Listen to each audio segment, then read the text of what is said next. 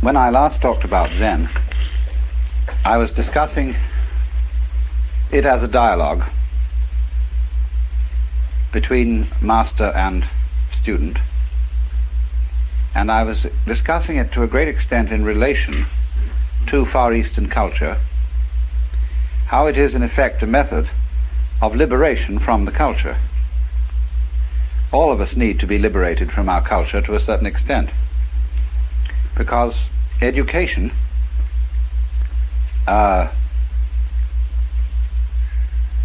is a kind of necessary evil.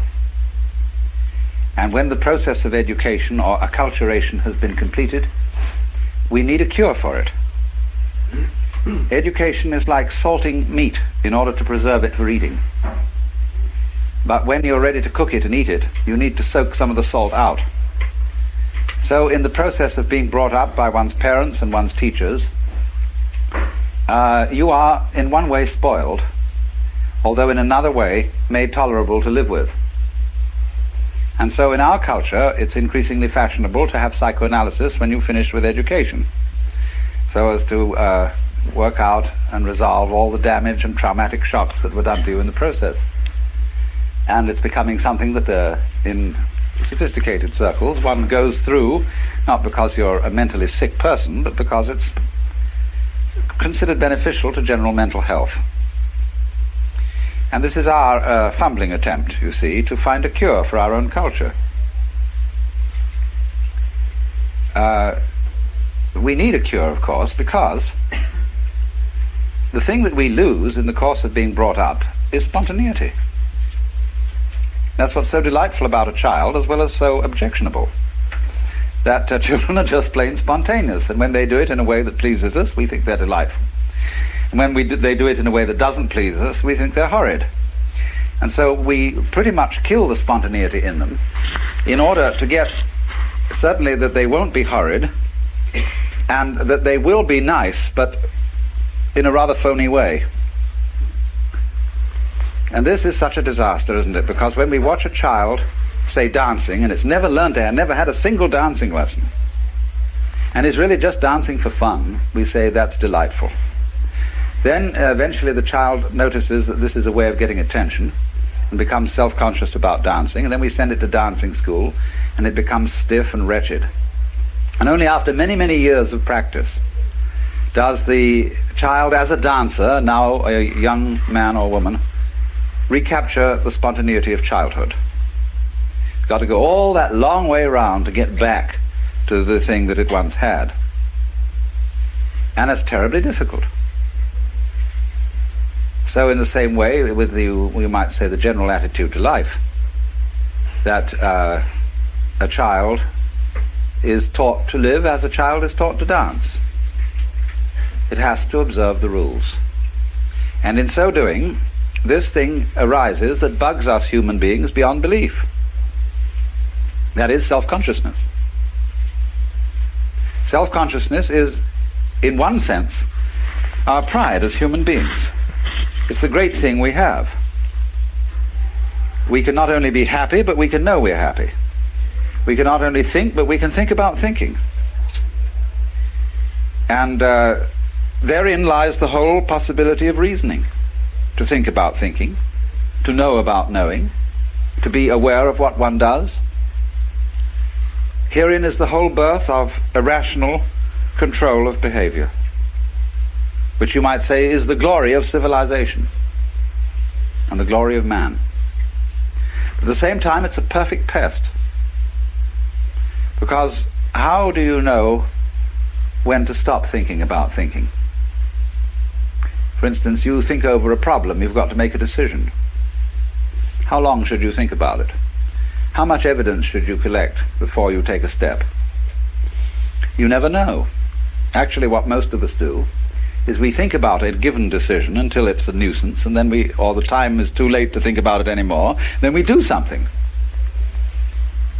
We never are sure that we decided the right thing. And one of the troubles about thinking about decisions is there are ever so many unpredictable variables that come into everything. And you may work out the most perfect business contract and everything is fine, but you didn't bargain for the banana skin that you were going to slip on your way to your partner's office or whatever it was. Such things couldn't be predicted in any amount of decision making. And the more we try to elaborate perfectly foolproof methods of arranging our lives, the more we find ourselves encumbered with impossible details. That's the fallacy of too much law. When we provide for everything in the law, suddenly find you can't move without filling out 300 forms, and without consulting all sorts of bureaucrats, without hiring a staff of lawyers and accountants and all kinds of things to be sure you don't make the wrong move. After a while, the game ceases to be worth the candle. I mean, life becomes so safe that it's not worth living at all. So this is one of the problems of being self-conscious. And all education, you see, is instruction in self-consciousness. What do you learn in education? You learn fundamentally words. In other words, symbols about reality. And through words, we're able to talk about living. And so think about living. And so have knowledge about it. You see, no knowledge is academically respectable knowledge unless it's knowledge in terms of words or in terms of numbers. That is to say, in terms of a symbolic language about life. But you see, once you're in that position, once you know that you know, and you know you're alive, and you know you're going to die because you can predict, you feel you've lost your innocence. Something's gone wrong. This, in the Christian tradition, was the knowledge of good and evil. What it says in Hebrew is not exactly moral good and evil that was known as a result of eating the fruit of the tree, but what was advantageous and disadvantageous. It gave you the gift of being like God. That is to say, the gift of being able to control the course of events. And anybody who controls the course of events, you see, probably puts himself in the situation of the sorcerer's apprentice. The Lord looking down there and says, okay, you wanted to be God, man, you go ahead and try. You get in more and more of a mess. You know, you succeed amazingly. Just like the sorcerer's apprentice actually made that broom go and fetch water for him. But he couldn't stop it. And as we say today, you can't stop progress. So, then the whole problem of self-consciousness is that you're always in a dither and a doubt. We call this anxiety. And a nostalgia develops among us for the age of innocence. Would it be nice not to have to make any decisions, to act entirely on whim? And if you got into trouble, well, that would be all right, because you wouldn't have been worrying about it. See, when a moth mistakes a candle for its sex call, which is what happens, that's why moths fly into candles, the moth makes a mistake, and powie, it goes out. That's that. Moth doesn't worry on the way to the candle whether it's going to get burned. And of course, the moths are sufficiently prolific so that one moth more or less lost in a candle doesn't matter. Hundreds of moths lost in candles don't matter. They just go on. And so you might imagine a human civilization where people make mistakes, and yes, they go off with a glorious bang instead of a whimper. And that's that. They wouldn't worry. They'd live magnificently. But we can't possibly go back and do that. You can't on purpose give up self-consciousness. You can't give up worrying. You can't give up thinking about yourself. And above all, you're terrified to live spontaneously, because you might do something wrong. However, the center of Zen training is to live spontaneously. And this is why it's so fascinating to many Western people, especially Western intellectuals, who are overburdened with self-consciousness. Because what fascinated people about Zen when they first heard of it through Dr. Suzuki's writings was Zen stories. I lent a book of Zen stories once to a friend of mine, years and years ago, and he was in hospital. And when he gave it back to me, he said, "Gee," he said, "I didn't understand a word of it, but it cheered me up enormously."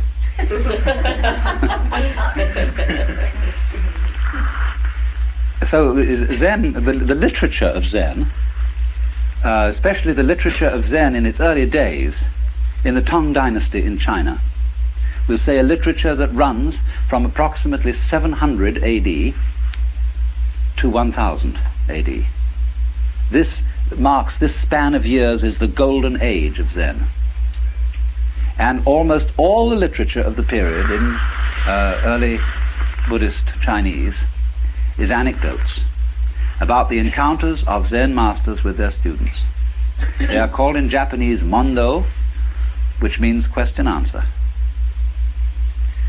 And it appears that the way of studying Zen in those days was rather unlike the way of studying it now.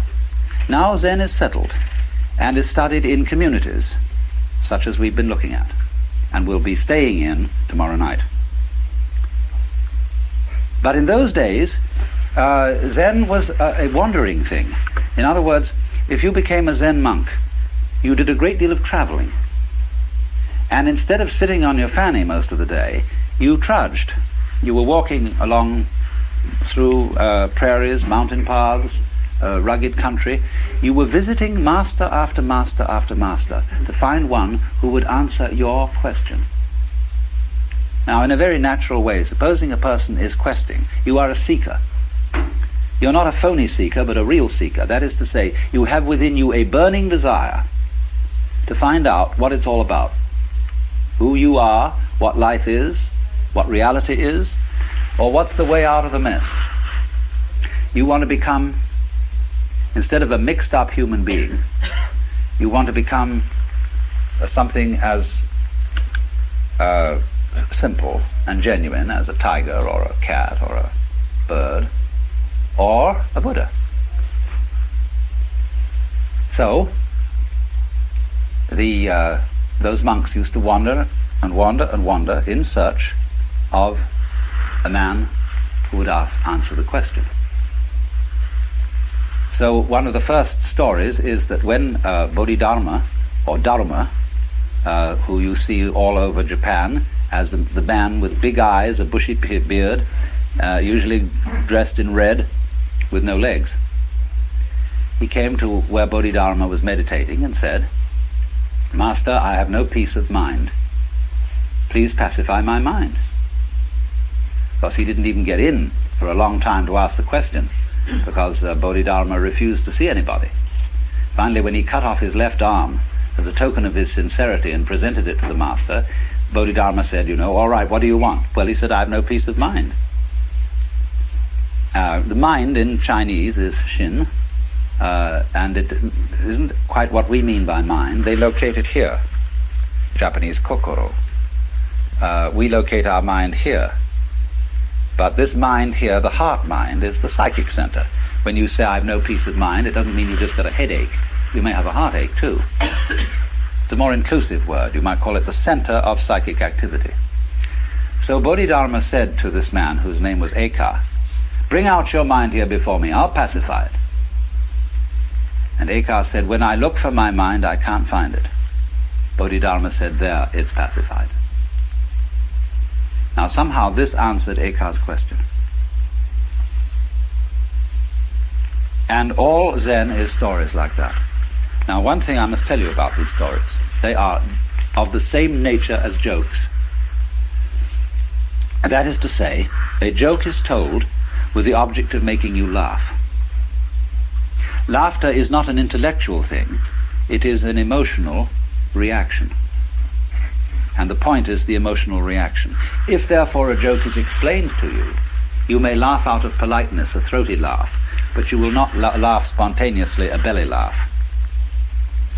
Now the object of Zen stories is not to produce laughter, but to produce awakening, clarification, enlightenment, or what is called in Japanese, satori. Satori is like laughter, something that happens suddenly. You don't, as a rule, slowly begin to laugh and then laugh louder and louder, because you see a joke instantly. A joke is always a matter of an aha. So in the same way, these stories are intended to produce an aha reaction in you of, oh, but I see, now it's clear. And really, they don't contain any information. Their design is not to tell you something, that is to say, to impart information or knowledge. Their design is to get rid of something, to get rid of a false problem with which you are wrestling, so that the problem will disappear as a result of understanding the story. And you'll see from the story that I told you that what happened was the disappearance of a problem. Because Eka, when he looked for his mind that was giving him so much trouble, couldn't find it. Now then, these stories go on in the most amazing ways. And I might retail a few, although some of them may be familiar to you. I'll try and choose ones that are probably less familiar. There was a master walking in the forest with a group of his disciples, and suddenly he picked up a tree branch and said to one of the monks, "What is it?" And the monk hesitated, didn't answer immediately, so the teacher hit him with it. So he turned to another monk and said, "What is it?" And the monk said, "Give it to me so that I can see." And the master tossed him the branch. He caught it and he hit the master with it. And so the master said, "Well, you got out of that dilemma."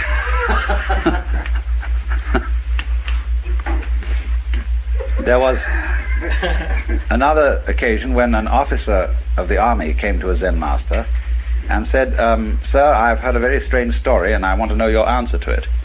Once upon a time there was a man who kept a goose in a bottle, and it grew so large that he couldn't get it out. Now he didn't want to break the bottle and he didn't want to hurt the goose, so how does he get it out?"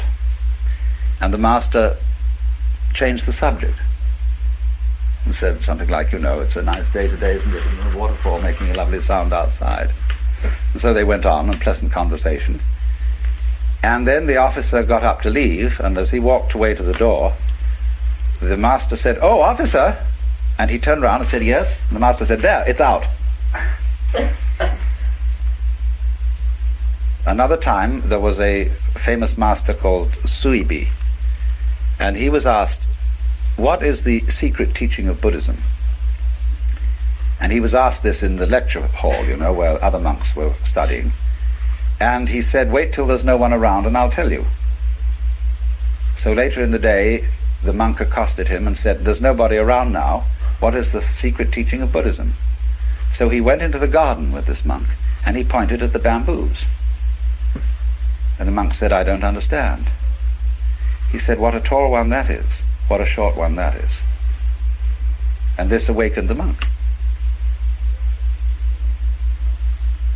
Then there was another monk whose name was Gute. And whenever people came to ask him question about Buddhism, he'd hold up a finger. That was the only answer he'd give.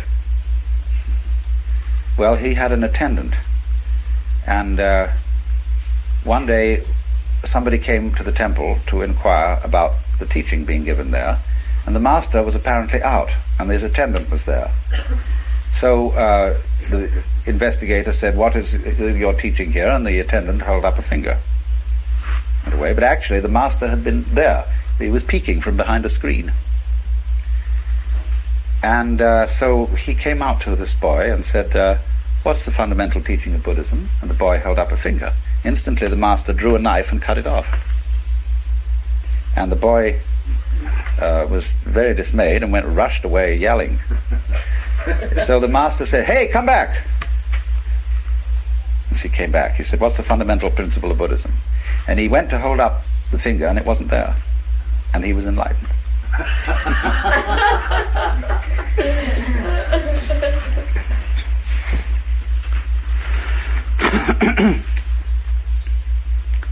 There is a Chinese god whose name is Pingting, and this is the god of fire.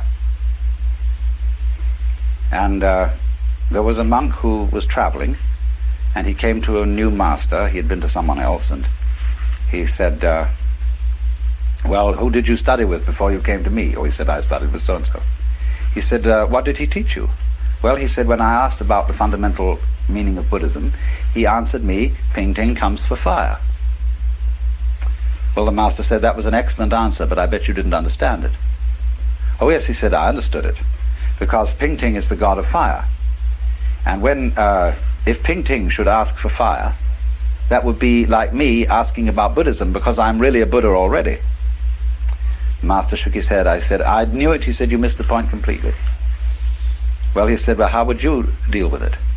The master said, you asked me. So the monk said, what is the fundamental principle of Buddhism? And the master said, ping ting comes for fire. And the monk got the point.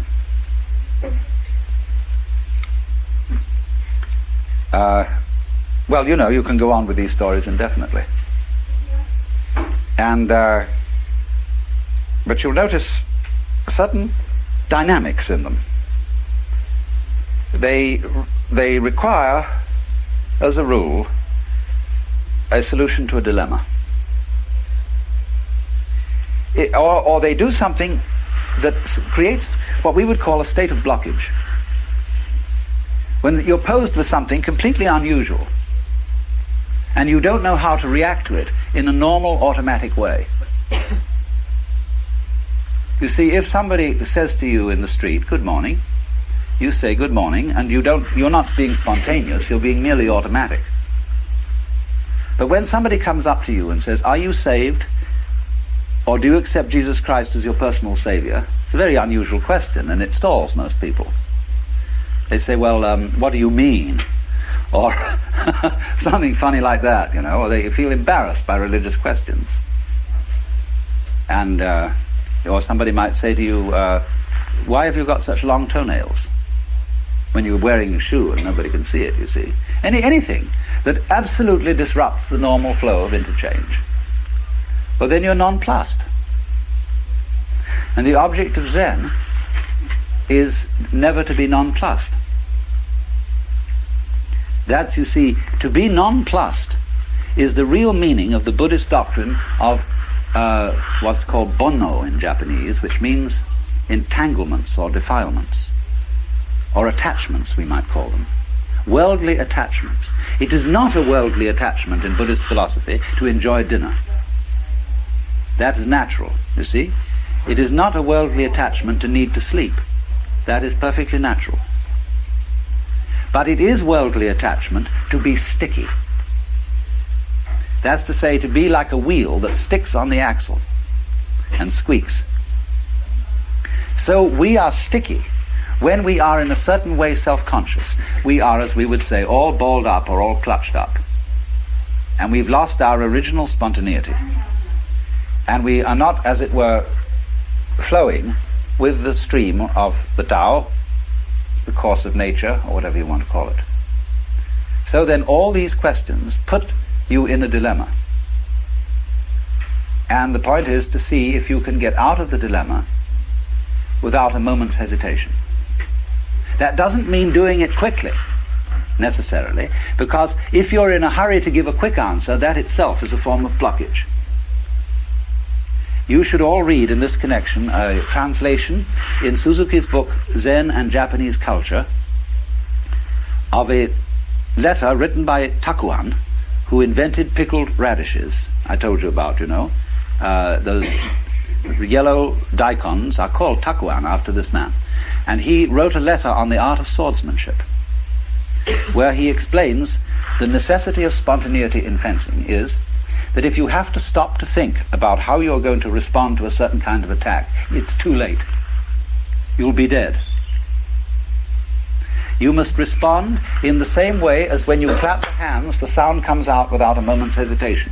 Or when you strike steel on flint, there is no waiting before the spark comes out. But he adds, if you try to be quick, this will itself be a block. So when, you may know this, that when people are trained in the use of the sword, they get what Anne Clark bought the other day, which is a bamboo sword, to start with. And you can give a person a healthy clobber with a bamboo sword without actually ruining him. And so the teacher may well have you work around the house doing various chores as a sort of janitor when you begin in sword school, and will take every possible occasion to surprise you and hitting you with a bamboo sword. And you're expected to defend yourself with anything available, with the cushion, with the broom, with a saucepan, anything you happen to be handling. Defend yourself immediately. Well, after a while, you know, if you're going around your everyday work expecting to be jumped on any minute, it becomes rather nerve-wracking. Especially if you're thinking all the time about where's it going to come from next. And you discover that the more you make plans and try to calculate on where it's going to hit you next, you will always be outwitted. Because the teacher is infinitely clever and will always come from an unexpected direction. So at last there arrives a point where you just give up. You stop planning. And you just go around relaxed, and if it hits, it hits. And then you're ready to start fencing. Another story told about this is the story of the woodcutter and the animal, whose name was Satori. There was once a woodcutter working in a clearing in a forest when he saw a strange animal peeking at him from behind a bush. And thinking to have this animal for dinner, he rushed at it with his axe. And the animal laughed from the opposite side of the clearing. Because this animal had the power to read thoughts. And therefore wherever the woodsman intended to go, the animal read his thought first. And so the animal began to talk and mocked him and said, "You think I'm going to be this place next," because the woodsman naturally thought, when I see him next, instead of going to where he is, I'll go to the opposite side of the clearing. And so this went on until the woodsman got absolutely furious, and he returned to chopping the wood.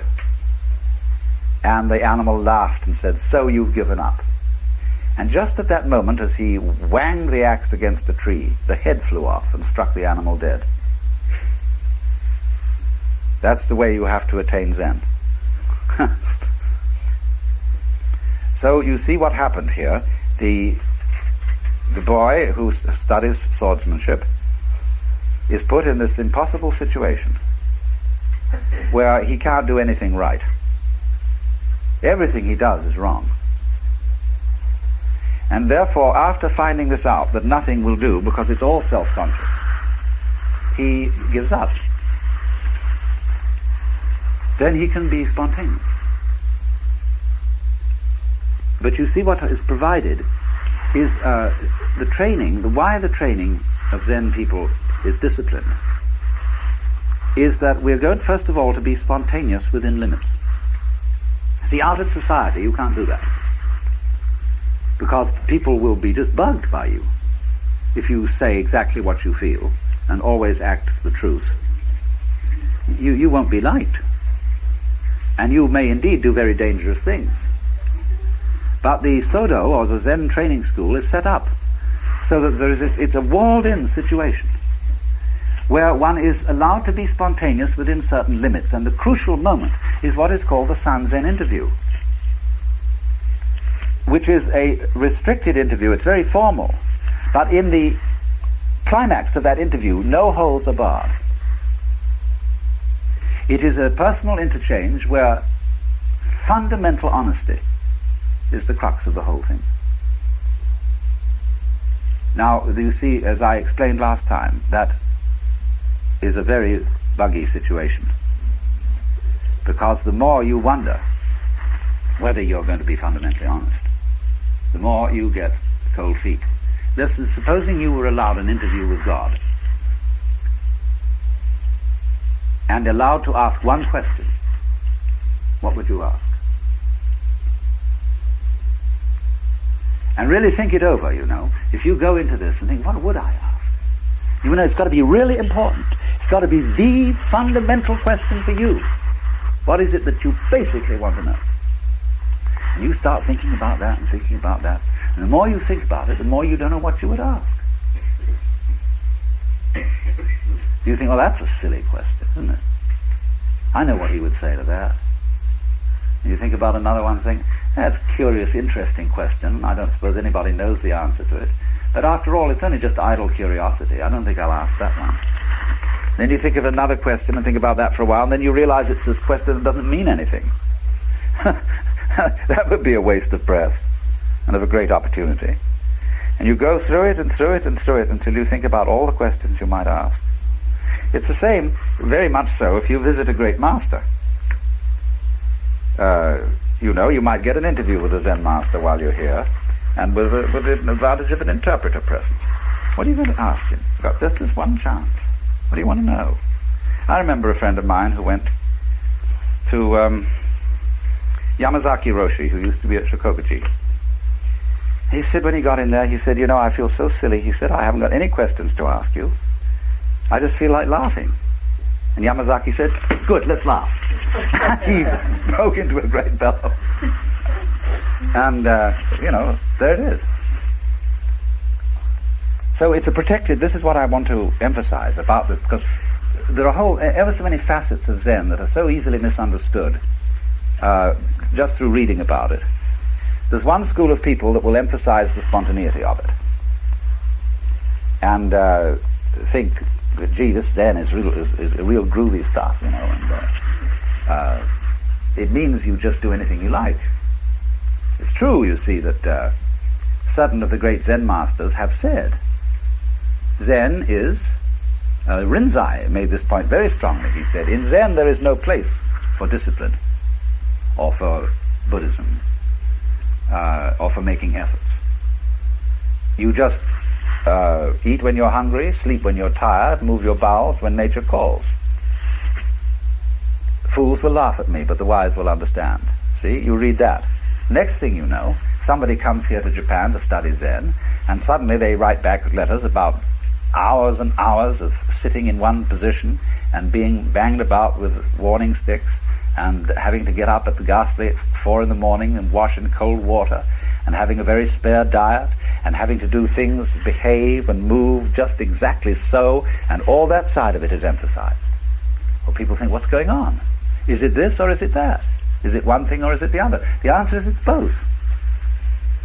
It does have discipline, especially in view of the fact, and do bear this in mind, most Zen monks today are not really in the monastery of their own volition, and have not been for hundreds of years. They've been there because it was a family tradition. If you see you have a son, you're a priest, and you have a son.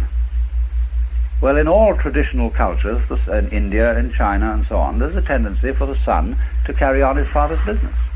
So if you're the son of a priest, it's sort of expected that you'll be one too. So off to the monastery with you. It was the same in England in the 18th century, where the oldest son of the family went into the army, the second son into the law, I forget which order it was, or the third son anyway went into the ministry. Well, that means a whole lot of people who are in theological school haven't got the slightest interest in religion. Not real interest. And so they have to be taught to think. So St. Ignatius, for example, made out methods of meditation. A, B, C, D, proximate consideration, remote consideration, the meditation itself, the resolution at the end, and so on. This is simply designs to teach people how to think who had never thought and weren't interested in thinking. So in much the same way, these things have occurred in the Far East. And a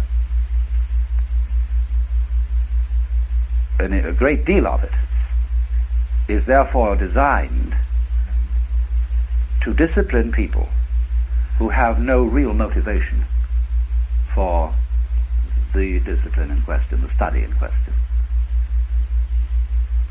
So now, one of the great features of Zen training is to develop within yourself what is called a great doubt. And the Koan system is used to develop a great doubt. Here you are, you're asked to hear the sound of one hand. And, if you're an American and you've come over to Japan to study Zen, you've gone to a lot of trouble. You obviously have some sincere motivation. And you just can't get the answer to that one hand thing. And it becomes more and more a matter of life and death, because it seems terribly important to find this out. So you have a great doubt. That is to say, you have an urgent spirit of inquiry. And you can't get it, and you can't get it, and you can't get it, the teacher keeps saying, now, come on, let's go. Let's be ready to give your life for this thing. But you see, if you go into a Zen monastery, and you don't have that spirit of inquiry that led you across the ocean at a great deal of expense, you're just someone who was brought up, one of the boys in the neighborhood, and you went into the monastery. Well, the teacher says the trouble with you is you don't have a great doubt. Of course he doesn't have a great doubt. He's not interested. So he learns to cultivate a great doubt. See, it's like trying to, if I may put it in Western or Christian terminology, you don't love God. You've never seen him. You don't know anything about God. Why the devil would you love God? Somebody comes along and say, you've got to love God, it's terribly important. It's the first commandment. Oh, gee, I've got to love God. So what do? We sit down and say, dear God, I love you, dear God, I love you, dear God, I love you, dear God, I love you. Come on, I've got to get this feeling going, get that going. And then the preacher can tell all sorts of stories, you see, and move you. He can terrify you with the fear of hell if you don't love God. Or he can say how beautiful Jesus was. That was the revelation of God. Now you ought to love that. You ought to love your mother. Probably hate her guts. So you see, you get this thing. Work on that great doubt. Well, you see, the trouble is you can't get a great doubt to order. You can't tell anybody anything to order. If you could, do you know what would happen? Supposing you were at a music school. What are they trying to do in music school? They're trying to find methods for teaching creative musicianship. Whether you're a player or whether you're a composer or whatever. They want to find out how they can make every student a genius. Actually, all schools are run for the advantage of the staff. And it's a job. You've got to put people through there. It's a way of keeping them off the labor market. But if you're a very sincere teacher, you want to find out how to impart that subtle thing to the students. So there are books galore on methods, special methods for getting that creative ability across. Professor so-and-so's method, Dr. so-and-so's method, etc., playing the piano and so on. Make it easy, but make him a genius. Now, if such a method existed, do you know what would happen? These geniuses would all be boring, because we would know how they do it. And the whole fascination of an art and of a great performance is you don't know how it's done. There must be something about it that is fundamentally astonishing. You could say, again, putting it into Western terms, if God could explain how he created the universe, he wouldn't be God. And you know how in the book of Genesis, it's told so straightforwardly that when the Lord first of all creates the things, and then looks at them afterwards and sees that they're good. And I love the passage where suddenly he creates great whales. Suddenly great whales, whoops, like that. And he looks at these things and says, my, that's great, do it again. And so in this way, there's a Zen poem which says, you may want to ask where the flowers come from, but even the god of spring doesn't know. And another says, planting flowers to which the butterflies come, Bodhidharma says, I don't know. So there is this curious thing in all what I would call vital knowledge, living knowledge, that it's always a mystery to itself. Life is a mystery to itself. For the same reason, you see, there's a Zen poem which says, it is like a sword that cuts but does not cut itself, like an eye that sees but does not see itself. So in this way, what there is fundamentally, basic reality, knows itself and doesn't know itself. If it did know itself thoroughly, it would stop.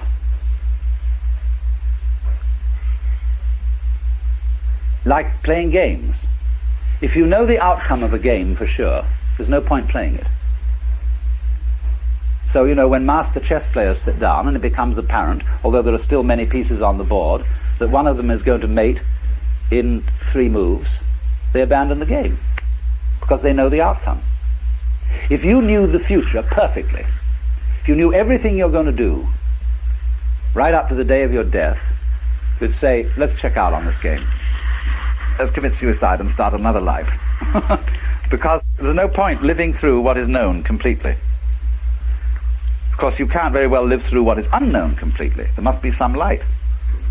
But total light annihilates itself. So then, you see, there is no prescription, and no infallible technique for teaching anybody music, although there are music schools. And there is likewise no infallible technique for teaching anybody Zen, although indeed there are Zen schools. And sometimes the teacher, who is many years experienced, begins to get disillusioned. What's the point of all these schools? What's the point of teaching music? You can't teach music. You could only pass it on from one person to another by osmosis. Sure, there's a technique. You can learn how to read. You can learn how to put your fingers on the banjo or something. But the real thing, what to do with that technique, what to say with it, you can't teach that. So one assumes then that a person who is sufficiently motivated, who is fond of music, will learn the technique because he wants to get so where he can handle the instruments. And you suppose likewise that a person who is really interested in self-knowledge, after all Zen is only a certain way of self-knowledge, will master certain techniques because he's interested. But you see, all schools and all systems begin to make techniques an end in themselves because technique is the only thing you can teach. You can't teach the thing. Now, you see, we get scared when we think of that. We say, do you mean to say I might be that person who gets hung up in this, and all I'm going to get out of this school is technique? Somehow I might be that dumb bunny who just doesn't get the thing? That's an awful thought, isn't it? So that's drilled into us from childhood. For example, it comes out in toilet training. I remember all medical and nursing authorities, when I was a small boy, had tremendous constipation phobia. And they believed that you could suffer from poisoning, from retaining things too long. And so they were always agitating, questioning every day as to whether you had been. So you built up, conversely, a terror that you might not be able to. And this, in its turn, built up tensions that were actually constipating. And so everybody was constantly being filled with cascara sagrada, California syrup of figs, castor oil, bombshells of every description, which upset the natural functioning. So, in the same way, you might think, I'm going to practice meditations or something and study Zen, but will I be the poor fool who never gets the point?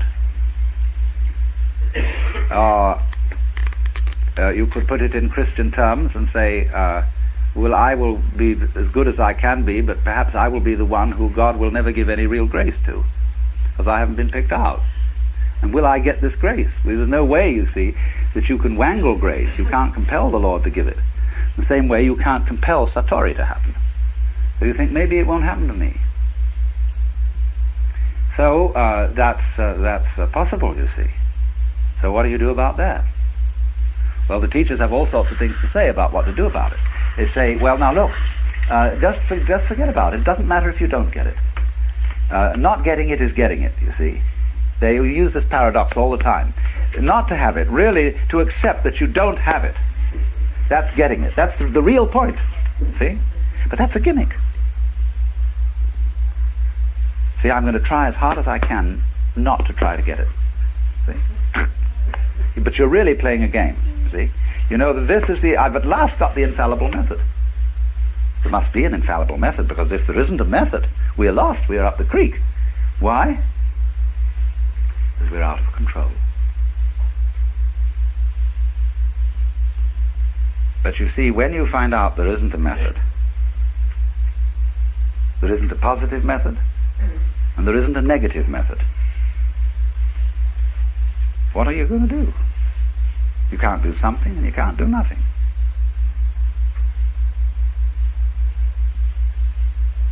You can't let go of the thing, because after all you got curious about it. And this is what's called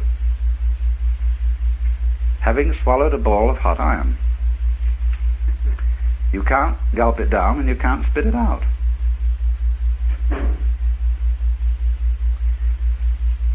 And then there's a trap to get you into that state. You be very careful how you get mixed up with the thing. Because, you may end up in a padded cell blathering.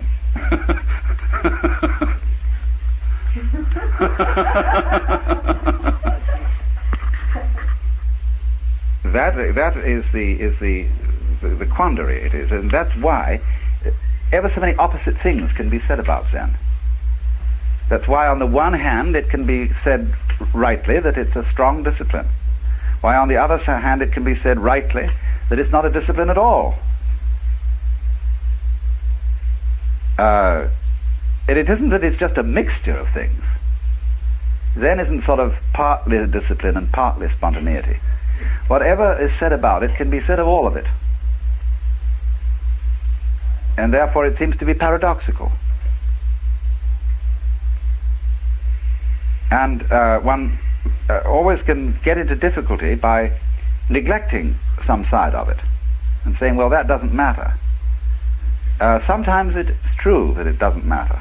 Sometimes it's not true. It may be just the thing that you need, the side you say that doesn't matter. So there's no way, what I'm trying to say is, there's no way of putting your finger on this thing. There's no way of nailing it down, and that's the whole point. Because you see, fundamentally, Zen makes you do what you were doing all the time, only it makes you do it consistently. Let's supposing you're sitting in your padded cell, and you suddenly found out this little game. See, you've got your one hand clasped by the other, and your thumb sticking out here at the top. And you look at that thumb and say, ooh, look at that, whoops, and then try to catch it. No, here we go. No, come on, let's get it, come on, let's get it, come on, let's get it, get that thing, get that, see? Whew, that's what we're doing. See, here's me, and here's knowing about me. No, I want to and control myself, you see. I want to get hold of that thing that's me. Because when I get hold of it, I can control it. Then I'm going to be all right. Got to get hold of it. And so we're doing that. And as a result,